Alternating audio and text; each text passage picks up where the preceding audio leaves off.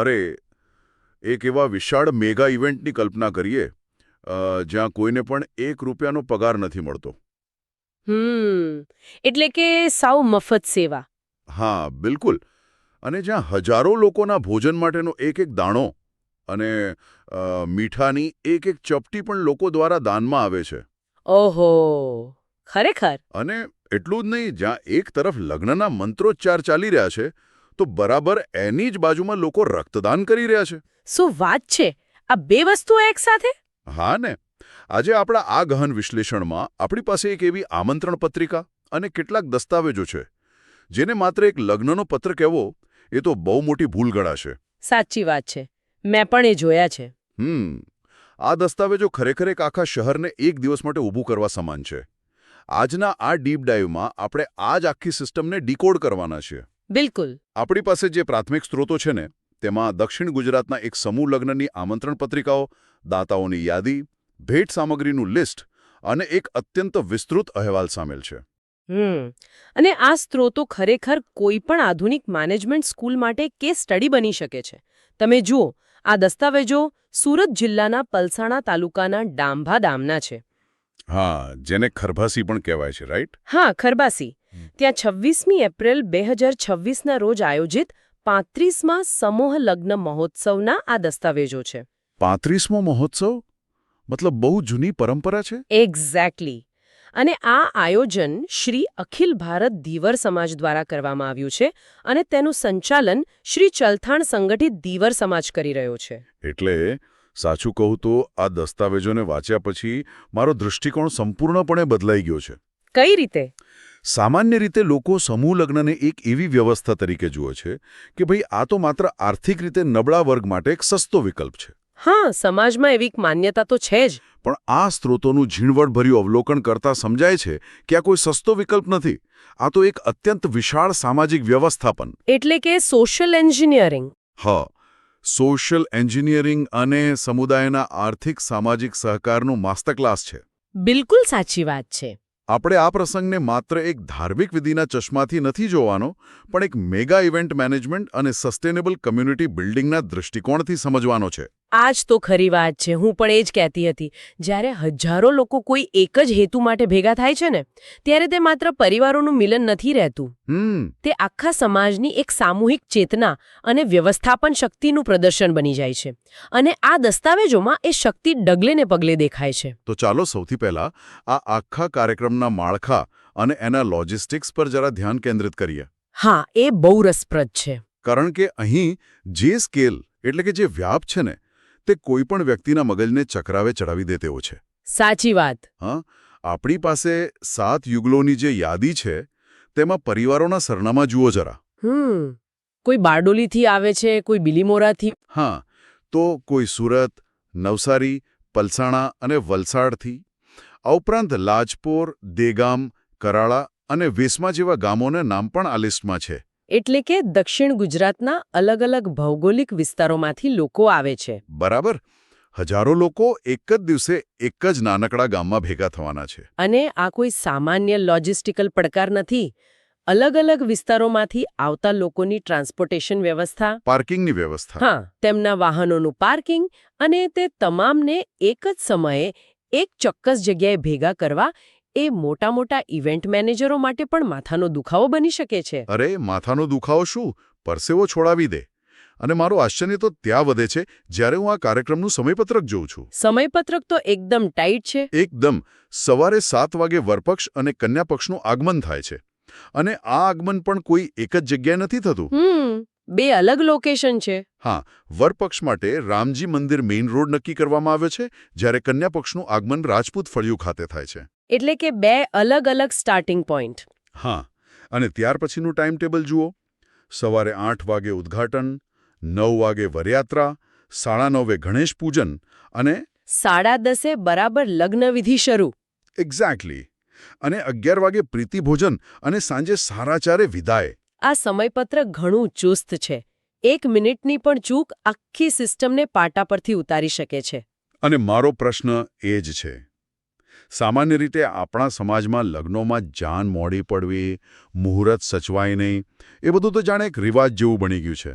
હા, લોકો કહેતા જ હોય છે કે ભાઈ લગ્ન છે એટલે એકાદ કલાક તો મોડું થાય જ. સાચી વાત. લોકો સમયસર પહોંચતા જ નથી. તો આ પરિસ્થિતિમાં કોઈ એક મલ્ટીનેશનલ કોર્પોરેટ કોન્ફરન્સ જેવું આ ચુસ્ત સમયપત્રક કઈ રીતે જાળવી શકાય? મેં પત્રિકામાં જોયું કે પાર્કિંગ માટે દંભા ક્રિકેટ ગ્રાઉન્ડની ખાસ વ્યવસ્થા છે, અલગ અલગ વ્યક્તિઓના ઇમરજન્સી સંપર્ક નંબર આપેલા છે અને લોકેશન શોધવા માટે છેક QR કોડ પણ પ્રિન્ટ કરેલો છે. આધુનિક ટેકનોલોજીનો પૂરો ઉપયોગ. બિલકુલ. પણ હું જ્યારે સ્વયંસેવકો એવો શબ્દ સાંભળું છું ને ત્યારે મારા મનમાં એક પ્રકારની અરાજકતા કે અસ્તવ્યસ્તતાનો ખ્યાલ આવે છે. હા, કારણ કે એ પ્રોફેશનલ નથી હોતા. બરાબર. કોઈ પ્રોફેશનલ કંપની વગર આટલી જટિલતા વચ્ચે આટલી એન્જિનિયરિંગ લેવલની ચોકસાઈ કેવી રીતે શક્ય બને? જુઓ, તમારી આ શંકા બહુ જ વ્યાજબી છે અને તેનો જવાબ આ પત્રિકાના એક નાના પણ ખૂબ જ મહત્વના આંકડામાં છુપાયેલો છે. કયો આંકડો? આ 35મો મહોત્સવ છે. અરે હા, શરૂઆતમાં જ આપણે વાત કરી. હા, આ 35નો આંકડો કોઈ સામાન્ય આંકડો નથી.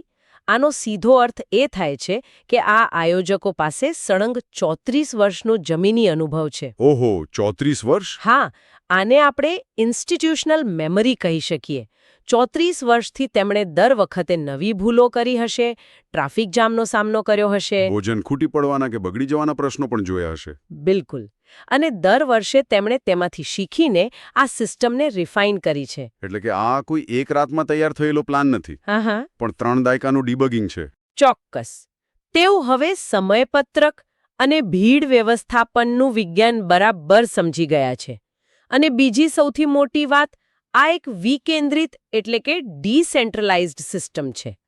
એટલે કે સત્તા કોઈ એકના હાથમાં નથી. ના, આ અહેવાલમાં સ્પષ્ટ લખ્યું છે કે આ કામગીરી સ્વયંસેવકો અને મિત્રોની તન, મન અને ધનથી થયેલી છે. જ્યારે કોઈ ઇવેન્ટ મેનેજમેન્ટ કંપની કામ કરે છે ને, ત્યારે તેમના કર્મચારીઓ માત્ર પગાર માટે કામ કરે છે. પરંતુ જ્યારે ગામના કે સમાજના જ યુવાનો સ્વયંસેવક બને છે, ત્યારે તે તેમની પોતાની પ્રતિષ્ઠાનો પ્રશ્ન બની જાય છે. સાચી વાત છે. એમને પોતાનું ગામ સાચવવાનું હોય છે. હા, તેઓ પોતાના ગામમાં આવતા મહેમાનોને સાચવવાની એક સામાજિક જવાબદારી મહેસૂસ કરે છે.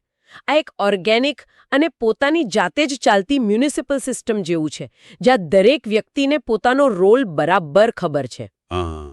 આ સ્વયંસેવકોની સામાજિક જવાબદારીનો મુદ્દો મને આપણા આ વિશ્લેષણના સૌથી રસપ્રદ પાસા તરફ લઈ જાય છે. કયું પાસું? આ સમગ્ર મિનિસિટીનું અર્થશાસ્ત્ર. ઓ હા, એ ખરેખર અદ્ભુત છે. જ્યારે આપણે હજારો લોકોના ભોજન અને અન્ય વ્યવસ્થાઓની વાત કરીએ ત્યારે લાખો રૂપિયાના બજેટની જરૂર પડે. ચોક્કસ. આ સ્ત્રોતોમાં અન્નદાતાશ્રીઓની એક આખી યાદી આપેલી છે અને તે ખરેખર ચોંકાવનારી છે. હા, આ દાતાઓની યાદી તો આખી વ્યવસ્થાની કરોડરજ્જુ છે. તેમાં દાતાઓ કઈ રીતે યોગદાન આપે છે તેની વિગતો નોંધપાત્ર છે. હું તો આ યાદી વાંચીને આશ્ચર્યચકિત જ થઈ ગયો. કેમ?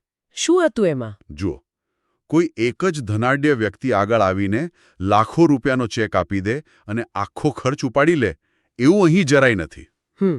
એવું નથી. તેના બદલે સમાજના અલગ અલગ લોકો વસ્તુઓનું દાન કરે છે અને તેની વિગતો જરા સાંભળો તમે. હા, બોલો.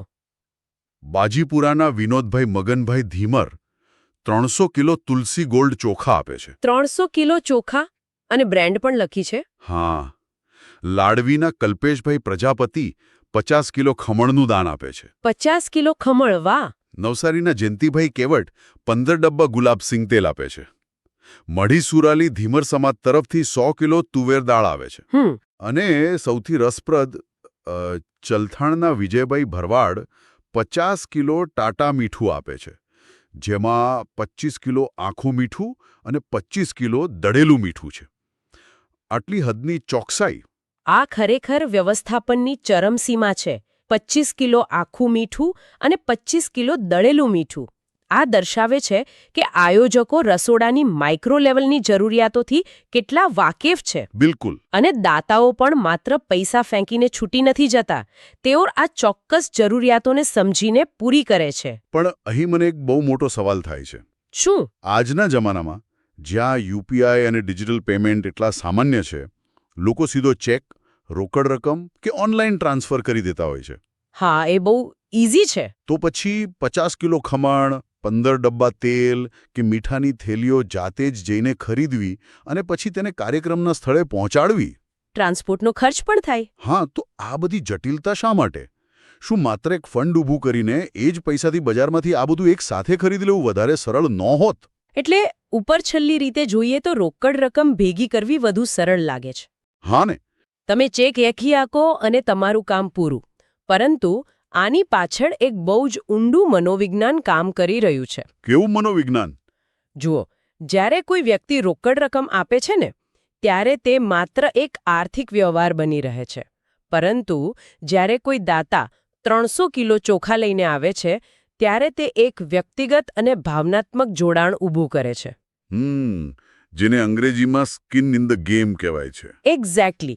દાતાને મહેસૂસ થાય છે કે આજના ભોજનમાં મારા આપેલા ચોખા રંધાઈ રહ્યા છે અને હજારો લોકો તે જમી રહ્યા છે. એટલે કે દાન આપનારને એવું લાગે કે આ કોઈ પારકી સંસ્થાનો કાર્યક્રમ નથી, પણ આ મારો પોતાનો પ્રસંગ છે. બરાબર.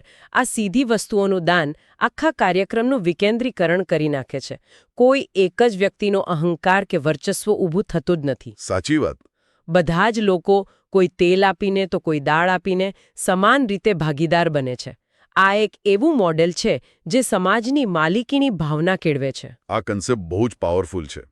અને આ વસ્તુઓ આપવાનો કન્સેપ્ટ માત્ર ભોજન પૂરતો સીમિત નથી. બીજું શું છે? આપણે જરા કન્યાદાન અથવા નવયુગલોને આપવામાં આવતી ભેટ સામગ્રીના લિસ્ટ પર નજર કરીએ.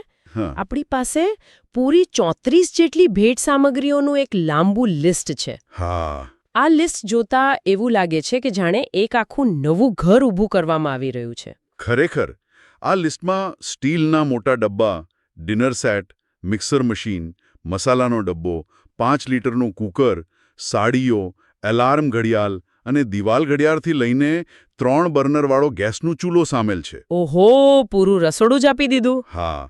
મુંબઈના એક દાતાએ તો સ્ટીલનો આખો કબાટ આપ્યો છે. વાહ. કોઈ અનામી દાતાએ મંગળસૂત્ર આપ્યું છે અને એક પરિવારે ચાંદીનું બિલીપત્ર અને રિયલ ડાયમંડ સોનાની જળ પણ ભેટમાં આપી છે. આ તો બહુ મોંઘી ભેટ કહેવાય. જ્યારે મેં આ લિસ્ટ જોયું ને, ત્યારે મારા મનમાં એક વિચાર આવ્યો કે આધુનિક ભાષામાં આપણે આને ક્રાઉડ ફંડિંગ અ લાઈફ સ્ટાર્ટર કિટ કહી શકીએ. Life starter kit? આ બહુ જ સરસ રૂપક છે. આ ખરેખર એક સ્ટાર્ટઅપ ફંડ ઊભું કરવા જેવું છે. પણ ફરીથી મારો એ જ તર્ક આવે છે અહીંયા. આ 34 વસ્તુઓ અલગ અલગ દાતાઓ પાસેથી ભેગી કરવી, તેનું પેકિંગ કરવું અને દરેક યુગલને સાચવીને પહોંચાડવી, આ એક બહુ મોટો લોજિસ્ટિકલ ખર્ચ છે. હા, મહેનત તો છે જ. આના કરતાં દરેક યુગલને 1 લાખ રૂપિયાનો ચેક આપી દીધો હોત તો તેઓ પોતાની મરજીથી બજારમાંથી વસ્તુઓ ખરીદી શકત ને. આ ભેટ સામગ્રીના પહાડ પાછળનું લોજિક શું છે? જુઓ, આની પાછળ 2 બહુ મોટા કારણો છે. કયા? પહેલું તો એ કે આજના સમયમાં જ્યારે કોઈ નવું ઘર વસાવે છે, ત્યારે પાયાની જરૂરિયાતો પાછળ જ લાખો રૂપિયાનો ખર્ચ થઈ જાય છે, જે ઘણીવાર પરિવારોને દેવામાં ડૂબાડી દે છે. એ તો છે. આ 34 વસ્તુઓ એક સાયકોલોજીકલ સેફટી નેટ એટલે કે માનસિક સુરક્ષા કવચ પૂરું પાડે છે. યુગલને અને તેમના માતા પિતાને એ ચિંતા જ નથી રહેતી કે હવે રસોડાનો સામાન ક્યાંથી લાવીશું. મતલબ આર્થિક બોજ તો ઘટે જ છે, પણ આમાં કોઈ ભાવનાત્મક પાસું પણ ખરું કે નહીં? ચોક્કસ. અને આ બીજું અને સૌથી મહત્વનું કારણ છે. જ્યારે આ 7 યુગલો પોતાના નવા ઘરમાં જશે અને સવારે ઉઠીને ચા બનાવવા માટે પેલો ગેસનો ચૂલો સળગાવશે ને, ત્યારે તેમને યાદ આવશે કે આ ચૂલો સમાજના કોઈ પરિવારે આપ્યો છે. વાહ. જ્યારે તેઓ એલાર્મ ઘડિયાળ બંધ કરશે ને, ત્યારે તેમને મહેસૂસ થશે કે આખો સમાજ અદૃશ્ય રીતે તેમની સાથે તેમના ઘરમાં હાજર છે. સાચી વાત છે. રોકડ રકમ તો ખર્ચાઈ જાય છે, પણ આ ડિનર સેટ કે કબાટ વર્ષો સુધી તેમને એ યાદ અપાવતા રહેશે કે સમાજ તેમની પડખે ઊભો હતો. આ એક એવી પારિવારિક ભાવના કેળવે છે જે ચેક કે કેશ ટ્રાન્સફરથી ક્યારેય ઊભી ન થઈ શકે. આ વિચાર ખરેખર હૃદયસ્પર્શી છે. ભૌતિક વસ્તુઓ દ્વારા સામાજિક જોડાણ ઊભું કરવું એ બહુ મોટી વાત છે. બિલકુલ. પરંતુ આ બધું સાંભળીને એમ લાગે કે આ બસ એક શાનદાર વ્યવસ્થાપન સાથેનું લગ્ન છે. પણ મેં જ્યારે સ્ત્રોતોમાં આગળ વાંચ્યું ને, ત્યારે મારું મગજ ખરેખર ચકરાવે ચડી ગયું. કેમ? એવું તે શું વાંચ્યું? આ આયોજકોએ આ લગ્નના પ્રસંગને એક એવી ઊંચાઈ પર પહોંચાડી દીધો છે જેને આપણે બિયોન્ડ વેડિંગ્સ કહી શકીએ. કારણ કે પત્રિકામાં આપેલી કેટલીક વિગતો સંપૂર્ણપણે આઉટ ઓફ ધ બોક્સ છે.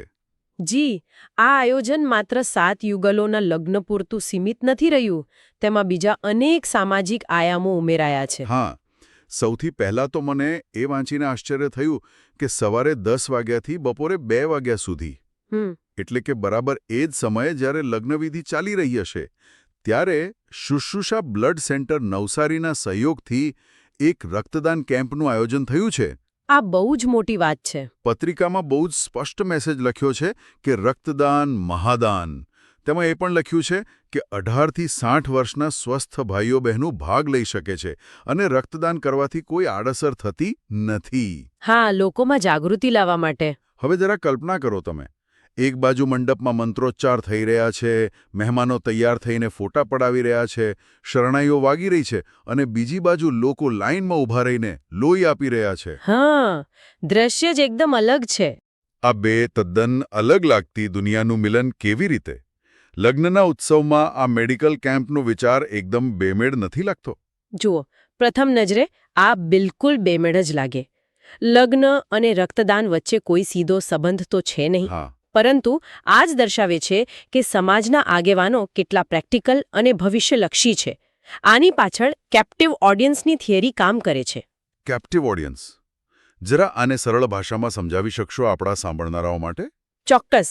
જુઓ, સામાન્ય દિવસોમાં જો તમે કોઈ ગામમાં રક્તદાન કેમ્પ રાખો તો લોકોને પોતાના ઘરેથી કે ખેતરેથી બહાર કાઢીને કેમ્પ સુધી લાવવા બહુ અઘરા છે. એ તો છે. લોકો સમય નથી કાઢતા. પણ અહીં શું છે?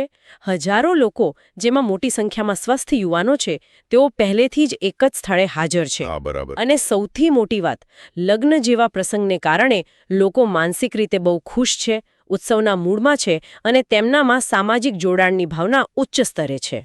ઓહ, એટલે કે આયોજકો લોકોના આ સકારાત્મક અને ઉચ્ચ ભાવનાત્મક સ્તરનો ઉપયોગ સામાજિક કાર્ય માટે કરી રહ્યા છે. આયોજકો આ વિશાળ જનમેદનીનો ઉપયોગ માત્ર જમણવાર પૂરતો મર્યાદિત રાખવા માંગતા નથી. આટલા બધા સ્વસ્થ લોકો ભેગા થયા છે તો તેમની આ ઉર્જાને સામાજિક કલ્યાણ તરફ વાળી દેવી એ બહુ જ સ્માર્ટ મૂવ છે. અને મેડિકલ કેમ્પની વાત નીકળી છે તો આપણે શ્રી સમસ્ત ધીવર સમાજ વિકાસ ટ્રસ્ટની વિગત પણ ન ભૂલવી જોઈએ. અરે હા, મેં એ પણ નોંધ્યું હતું. શ્રી સમસ્ત ધીવર સમાજ વિકાસ ટ્રસ્ટ પોતાની રજત જયંતિ એટલે કે 25 વર્ષની ઉજવણી કરી રહ્યું છે. હા. હવે સામાન્ય રીતે 25 વર્ષની ઉજવણી લોકો કેવી રીતે કરે? કોઈ મોટી હોટલમાં જમીને કે મોટો ખર્ચો કરીને. બરાબર છે. પણ અહીં તેમણે આ સમૂહ લગ્નમાં પધારેલા મહેમાનો માટે 1020 લીટર ઠંડી છાશ, સુમૂલ છાશની સેવા આપી છે. વાહ, 1020 લીટર! અને માત્ર છાશ આપીને તેઓ અટક્યા નથી. પત્રિકામાં હાથ જોડીને એક સામાજિક સંદેશ પણ છાપ્યો છે કે કૃપા કરી પાણી અને છાશનો બગાડ ન કરવા વિનંતી. જુઓ, એક ગ્રામીણ વિસ્તારમાં યોજાતા સામાજિક પ્રસંગમાં રિસોર્સ મેનેજમેન્ટ એટલે કે સંસાધનોના બચાવ અંગે આવો સ્પષ્ટ સંદેશ આપવો એ ખરેખર બહુ મોટી સામાજિક જાગૃતિ દર્શાવે છે. સાચી વાત છે. આ માત્ર પેટ ભરવાની વાત નથી, પણ પર્યાવરણ અને અન્ન પ્રત્યેનો આદર શીખવવાની વાત છે. અને આ સામાજિક સંગમ માત્ર મેડિકલ કે પાણીના બચાવ પૂરતો સીમિત નથી. આ અહેવાલની બીજી કેટલીક વિગતો એ દર્શાવે છે કે આ કાર્યક્રમે જ્ઞાતિ અને સમાજના સીમાડાઓ પણ વટાવી દીધા છે. કઈ રીતે?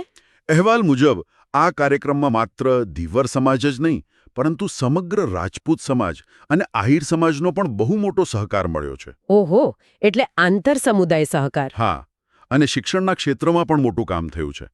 કેળવણી કુંડ નામનો એક ફંડ છે, જેમાં બાબુભાઈ ધીમર પરિવારે લાખો રૂપિયાનું દાન આપ્યું છે. પત્રિકામાં તેમને લખપતિ દાતા કહીને સન્માનિત કરવામાં આવ્યા છે. આ દર્શાવે છે કે શિક્ષણે હવે આ સમુદાય માટે પ્રાથમિકતા બની ગયું છે. પણ મારા માટે સૌથી હૃદયસ્પર્શી વિગત તો કંઈક અલગ જ હતી. શું હતું એવું? ભેટ સામગ્રીના લિસ્ટમાં મેં જોયું કે દેગામના અરવિંદ આશ્રમ નામના એક વૃદ્ધાશ્રમના ટ્રસ્ટી સરોજબેન ભટ્ટે કન્યાદાનમાં સ્ટીલના ડબ્બાની ભેટ આપી છે. શું વાત છે! વૃદ્ધાશ્રમમાંથી ભેટ? હા, આ જરા વિચારો. એક વૃદ્ધાશ્રમ જ્યાં જીવનના અંતિમ પડાવ પર ઊભેલા વડીલો રહે છે, ત્યાંથી કોઈ નવી જિંદગી શરૂ કરવા જઈ રહેલા યુગલ માટે ભેટ આવે છે. આ એક અત્યંત પ્રતિકાત્મક અને પાવરફુલ ઘટના છે. બિલકુલ. અલગ અલગ સમાજ જેમ કે રાજપૂત અને આહિર સમાજનો સહકાર એ સાબિત કરે છે કે આ એક સામાજિક સમરસતાનો ઉત્સવ છે. અને વૃદ્ધાશ્રમમાંથી આવતી ભેટ દર્શાવે છે કે સમાજનો એક છેવાડાનો વર્ગ જેને કદાચ સમાજે ભૂલાવી દીધો છે તે પણ આ નવી પેઢીને આશીર્વાદ આપવા માંગે છે. આ આખા ઇકોસિસ્ટમનું જોડાણ છે. અદ્ભુત. તો આ બધા દસ્તાવેજો અને આટલી ઊંડી ચર્ચા પછી આપણે આ વિશ્લેષણના શું સારાંશ કાઢી શકીએ? મને એવું લાગે છે કે આપણે સમૂહ લગ્ન વિશેની આપણી આખી વ્યાખ્યા જ બદલવી પડશે. હા, સાવ બદલવી પડશે. આપણે ત્યાં એલી માન્યતા ઘર કરી ગઈ છે ને કે જે લોકોને પરવડતું નથી, જેઓ ગરીબ છે તેઓ જ સમૂહ લગ્નમાં જાય છે. હા, આ એક પ્રકારની સામાજિક નબળાઈ તરીકે જોવાય છે. બરાબર. પણ આ દસ્તાવેજો એ માન્યતાના છીંથરા ઉડાડી દે છે. હું સંપૂર્ણ સંમત છું તમારી સાથે.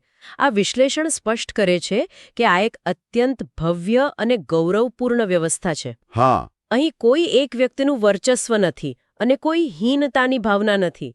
આ એક એવી વ્યવસ્થા છે જ્યાં આખો સમુદાય સમાનતાના ધોરણે એક જ મંચ પર આવે છે. સાચી વાત. કોઈ 50 કિલો ખમણ આપે છે, કોઈ પોતાનું રક્તદાન કરે છે, તો કોઈ શૈક્ષણિક ફંડ માટે લાખો રૂપિયા આપે છે. આ માત્ર આર્થિક બચત તો છે જ નહીં, પણ સાથે સાથે આ એક પ્રચંડ સામાજિક મૂડી એટલે કે સોશિયલ કેપિટલનું સર્જન છે. તો આજના આ ગહન વિશ્લેષણના અંતે આપણા સાંભળનારાઓ માટે એક વિચારવા જેવો પ્રશ્ન મૂકીને આપણે વિદાય લઈએ. ચોક્કસ. આપણે શરૂઆતમાં પેલા આમંત્રણ પત્રિકાના કાગળ અને મિની સિટીના બ્લુપ્રિન્ટની વાત કરી હતી. આજના સમયમાં જ્યાં વ્યક્તિગત લગ્નો પાછળ લાખો અને કરોડોનો બિનજરૂરી ખર્ચ થાય છે, સોશિયલ મીડિયા પર દેખાડો કરવા માટે લોકો પોતાની ક્ષમતા બહાર જઈને ખર્ચો કરે છે. અને ઘણીવાર પરિવારો વર્ષો સુધી દેવાના ડુંગર નીચે દબાઈ જાય છે. હા, બિલકુલ. તો તેવા સમયે શું આપણે એવું ન વિચારી શકીએ કે આ સમૂહ લગ્ન મોડલ માત્ર પૈસા બચાવવા પૂરતો મર્યાદિત કોઈ ગરીબ વિકલ્પ નથી? બરાબર. શું આ મોડલ ભવિષ્યના ટકાઉ અને સંવેદનશીલ સમાજ એટલે કે એક સસ્ટેનેબલ અને કનેક્ટેડ કમ્યુનિટીના નિર્માણની સૌથી આધુનિક અને સફળ બ્લુપ્રિન્ટ ન હોઈ શકે? ખરેખર આ વિચારવા જેવું છે. કદાચ આપણે જેને પછાડ કે જૂનવાણી વ્યવસ્થા માનતા હતા તે જ ભવિષ્યના સામાજિક મેનેજમેન્ટનું શ્રેષ્ઠ ઉદાહરણ છે. પેનો પત્રિકાનો કાગળ ખરેખર એક એન્જિનિયરિંગ ડ્રોઈંગ છે, એક મજબૂત અને પરસ્પર જોડાયેલા સમાજને બાંધવા માટેનું. એક્ઝેક્ટલી. આ અંગે આપણા સાંભળનારાઓ જરૂરથી વિચારજો. કદાચ તમારા હાથમાં આવતી આગામી લગ્નની પત્રિકા તમને કંઈક નવું જ વિચારવા મજબૂર કરી દે. આવજો. આવજો.